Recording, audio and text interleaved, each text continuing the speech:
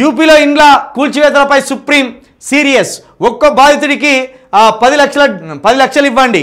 మానవత్వం లేకుండా చట్టవిరుద్ధంగా కూల్చివేశారని ఫైర్.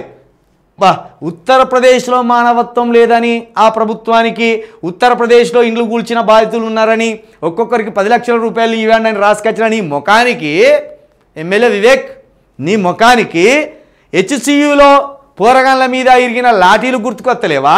మూసి నదిలో కూలగొట్టిన ఇండ్లు గుర్తుకొస్తలేవా? హైడ్రా పేరుతోటి సామాన్యుల ఇండ్లు కూల్చివేస్తే అప్పుడు గుర్తుకు రాలేదా? వాటికి సంబంధించి హైకోర్టు మొట్టికాయలేస్తే అది ఎందుకు రాసుకురాలేదు? ఆ బాధితులను ఎందుకు రాసుకురాలేదు? ఆ బాధితులకు పైసలు ఇవ్వాలని నీ పేపర్ ద్వారా ఎందుకు డిమాండ్ చేయలేదు? ఎక్కడి యూపీ, ఎక్కడి ప్రజలు, ఎక్కడోళ్ళకు డిమాండ్ చేస్తాను. కానీ మన రాష్ట్రంలో జరిగేటి నీ కళ్ళ కనబడతలేవా? రేయి కళ్ళ వివేకు, నేను ఇట్లా అనాలా? నీకు బుద్ధి లేకుండా ఒక్కటాన్ని వేసుకొచ్చిన హెచ్సియు సంబంధించి భూముల గురించి ఏది?